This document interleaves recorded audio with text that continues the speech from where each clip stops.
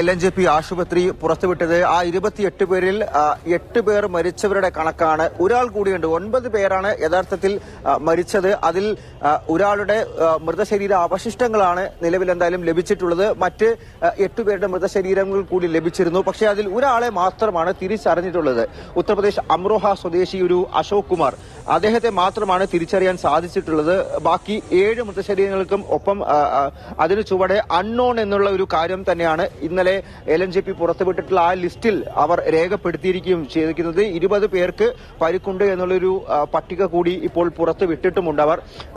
ഇതിൽ 3 പേരുടെ പരിക്ക് ഗുരുതരമാണ്. ബാക്കി കുറച്ചു പേര് നിലവിൽ തൃപ്തികരമാണ്. അവർ അടുത്ത ദിവസം തന്നെ ആശുപത്രി വിടാനുള്ള ഒരു ആരോഗ്യ നിലയിലേക്ക് എത്താമെന്നുള്ള ഒരു കാര്യം കൂടി പറഞ്ഞിട്ടുണ്ട്. എന്തായാലും 20-ലധികം പേർക്ക് പരിക്കുണ്ട്. അതിൽ 28 പേരുടെ ഒരു ലിസ്റ്റ് ഇന്നലെ തന്നെ LNJP പുറത്തുവിട്ടിരുന്നു. പക്ഷെ അതിൽ 8 പേർ മരിച്ചവരുടെ കണക്ക് തന്നെയാണ്.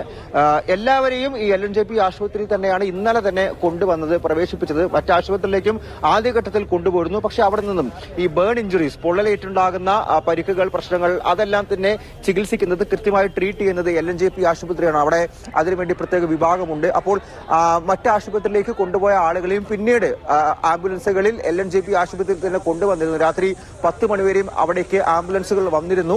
എന്തായാലും എല്ലാവരും ആശുപത്രിയിൽ തന്നെ തുടരുന്നു. പരിക്കേറ്റവർ അതിൽ 3 പേരുടെ നിലയാണ് ഇപ്പോൾ ഗുരുതരമായി തുടരുന്നത്. ബാക്കി എല്ലാവരും നിലവിൽ അവരുടെ നില തൃപ്തികരമാണ്. ഇന്നലെ അമിത്ഷാ, കേന്ദ്ര ആഭ്യന്തരമന്ത്രി, അവിടെ എത്തി സന്ദർശിച്ചിരുന്നു. പിന്നീട് ഡൽഹി മുഖ്യമന്ത്രി രേഖ ഗുപ്തയും ഈ പരിക്കേറ്റവരെ സന്ദർശിക്കാൻ വേണ്ടി എത്തിയിരുന്നു. അവരോടെല്ലാവരും തന്നെ കൃത്യമായിട്ടുള്ള ഒരു ചികിത്സ നൽകും, മികച്ച ചികിത്സ നൽകും, ഒരു പ്രശ്നവുമില്ലാത്ത രീതിയിൽ മുന്നോട്ട് കൊണ്ടുപോകാൻ സാധിക്കും, ശുശ്രൂഷ നൽകാൻ സാധിക്കുമെന്നുള്ള ഉറപ്പ് കൂടിയാണ് എന്തായാലും ഡൽഹി സർക്കാരും കേന്ദ്ര സർക്കാരും എല്ലാം നൽകിയിരിക്കുന്നതും എന്നുള്ള ഈ ഒരു ഘട്ടത്തിൽ പറയാൻ സാധിക്കും. മാത്രമല്ല, ആശുപത്രിയിൽ വെച്ച് ഇന്നലെ കേന്ദ്ര ആഭ്യന്തരമന്ത്രി അമിത്ഷാ ഒരു ഉന്നതതല യോഗവും ചേർന്നിരുന്നു. ഡൽഹി പോലീസ് കമ്മീഷണർ ആ യോഗത്തിൽ ഉണ്ടായിരുന്നു. മറ്റ് സുരക്ഷാ ഉദ്യോഗസ്ഥർ, ആശുപത്രി അധികൃതർ എല്ലാം തന്നെ ആ ഒരു യോഗത്തിൽ പങ്കെടുത്തിരുന്നു. ഇന്ന് രാവിലെയും ഒരു യോഗം കേന്ദ്ര ആഭ്യന്തര മന്ത്രാലയത്തിൽ ചേരുന്നുണ്ട്, ഒരു ഉന്നതതല യോഗം ചേരുന്നുണ്ട് എന്നുള്ള കാര്യം കൂടിയാണ് മനസ്സിലാകുന്നത്. അതിൽ കൂടുതൽ കാര്യങ്ങൾ ചർച്ചയാകും.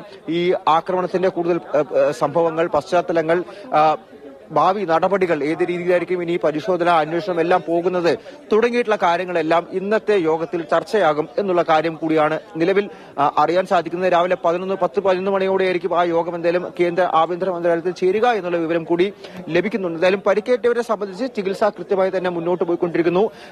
മരണപ്പെട്ടവർ അതിൽ 7 പേർ ആരാണെന്ന് തിരിച്ചറിയാൻ വേണ്ടിയിട്ടുള്ള DNA പരിശോധന അടക്കാനുള്ള നടപടികൾ ഇന്ന് രാവിലെ ആരംഭിച്ചിട്ടുണ്ട് എന്നുള്ള കാര്യം കൂടിയാണ് ആശുപത്രി അധികൃതരിൽ നിന്നും നമുക്ക് ലഭ്യമായിട്ടുള്ള മറ്റ് വിവരങ്ങൾ.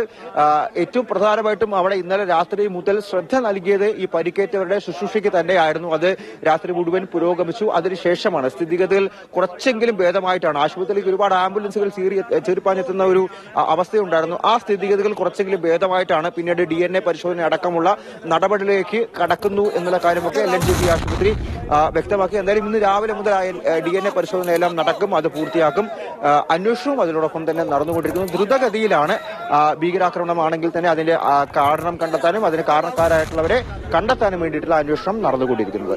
തീർച്ചയായും രാജ്യ തലസ്ഥാനത്തെ നടുക്കിയ സ്ഫോടനത്തിൽ 9 പേർക്കാണ് ജീവൻ നഷ്ടമായത്. അതിൽ 7 പേരെ കൂടി ഇനി തിരിച്ചറിയാനുണ്ട്. വലിയ പൊട്ടിത്തെറി ആയതുകൊണ്ട് തന്നെ ശരീരഭാഗങ്ങൾ ചിന്നിച്ചിതറിയാണ് കിടക്കുന്നത്. അതുകൊണ്ട് തന്നെ തിരിച്ചറിയാനുള്ള ബുദ്ധിമുട്ടുണ്ട്. ഇനി DNA പരിശോധനയ്ക്ക് ശേഷമാണ് ഇത് ആരുടെ മൃതദേഹങ്ങളാണ് എന്ന് തിരിച്ചറിയാൻ സാധിക്കുകയുള്ളൂ. 3 പേർക്കാണ് ഗുരുതരമായി പരിക്കുള്ളത്. അവർക്ക് ആവശ്യമായ ചികിത്സയെല്ലാം നൽകുന്നുണ്ട്.